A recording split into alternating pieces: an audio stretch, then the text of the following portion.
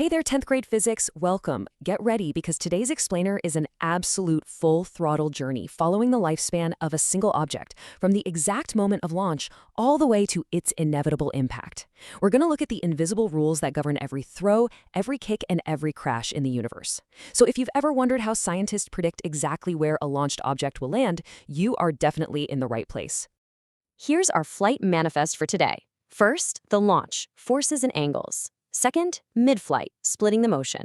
Third, the equations of flight. Fourth, momentum and collisions. And finally, impact, lessening the force. All right, let's dive right in. Section 1, the launch, forces and angles. So to get any object moving, you've got to apply a force, right? Think about kicking a football or, just pushing a basketball off your fingertips. According to Newton's third law, this exact moment of launch is totally defined by action and reaction forces. The force from your foot pushes on the ball, accelerating it, and, literally at the exact same time, that ball pushes back on your foot. If you really want to appreciate what that reaction force feels like, just imagine running up and kicking a bowling ball instead of a football. Yeah, you would feel that pushback instantly, and painfully. It's this visceral initial burst of interaction that sets our whole projectile journey in motion. But, force is really only half the story. Direction is everything here. If you want that kicked football to travel the absolute maximum distance across a perfectly level field, and listen, this is crucial, we are strictly ignoring air resistance for this. There's a magic number, 45 degrees. Increasing your launch angle up to 45 degrees steadily increases your range. But the second you push past it, launch it steeper, your distance actually starts shrinking. Check out the data for 30 degrees and 60 degrees. These are complementary angles, meaning, of course, they add up to 90. Well, in the pristine, mathematically perfect world of physics, launching at 30 degrees or 60 degrees gives you the exact same horizontal range. It's wild.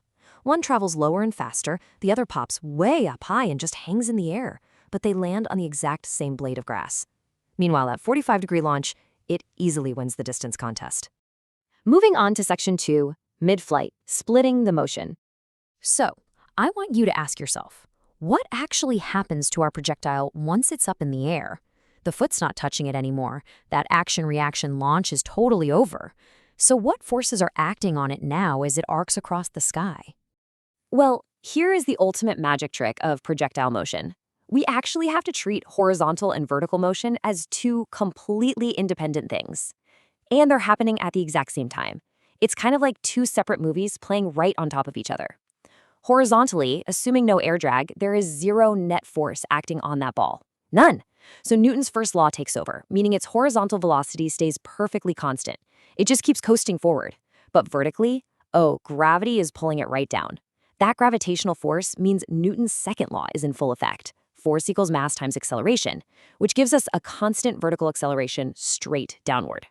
And that constant vertical acceleration, it has a very specific, incredibly important value, 9.81 meters per second squared downward. Listen, no matter how fast that ball is screaming horizontally, this 9.81 downward acceleration is just relentlessly eating away at its upward vertical velocity until the ball finally stops climbing, turns around, and plummets back to Earth. Which brings us to Section 3, the equations of flight. Okay, this is where you get a literal math superpower. I'm talking about the ability to predict the physical future.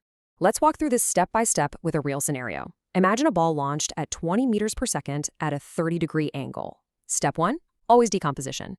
You break that 20 meters per second into its horizontal and vertical parts using sine and cosine. Step 2, you take that vertical velocity and use it to figure out the time of flight. You just divide the initial vertical speed by gravity to see exactly how long it takes to hit maximum height. Then simply double it to find the total time spent in the air. Finally, step 3, we find the range. Because we know exactly how long the ball is airborne from step 2, we literally just multiply that total time by our constant horizontal velocity from step 1. And boom, just like that, the math perfectly predicts physical reality. All right, Section 4, momentum and collisions. As the old saying goes, what goes up must come down. The absolute instant our projectile crashes into something else, we have to talk about the system's momentum. The unbreakable rule here is the conservation of momentum. Basically, as long as the net external force is practically zero, the total momentum of everything involved right before the collision is exactly 100% equal to the total momentum right after the collision. The energy itself might change forms, sure, but the total momentum of the whole system, that is locked in. But hey, not all crashes are the same, right? Let's check out the first type, the elastic collision. In a perfectly elastic collision, both momentum and kinetic energy are conserved. Picture beautifully polished, idealized billiard balls on a pool table. One strikes another, they cleanly bounce off each other, and all that kinetic energy transfers perfectly. Nothing is lost to heat or sound or, deformation. Now contrast that with the second type, the inelastic collision. Here, momentum is safely conserved, yes, but kinetic energy? Definitely not. It gets lost to the environment. The most extreme version of this is a perfectly inelastic collision, where objects literally stick together. Picture throwing a heavy ball of clay through the air and slamming it into a wooden block. It doesn't cleanly bounce, it goes splat. It sticks right to the block, and they slide forward together as one unified mass. The kinetic energy drops way down, but those momentum equations, they still hold completely true. And our final stop, Section 5, Impact, lessening the force. So we know the math of the flight, and we know momentum is conserved in a crash. But how do we actually manipulate the physics of that collision so that things, or people, don't get totally destroyed on impact? Well, it is all about the relationship between impulse and force.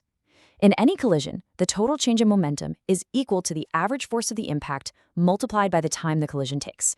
And this brilliantly illustrates our ultimate engineering loophole. Since the total change in momentum is a fixed number, you literally can't change it. If you want to lower the devastating average force of a crash, there is only one mathematical way to do it.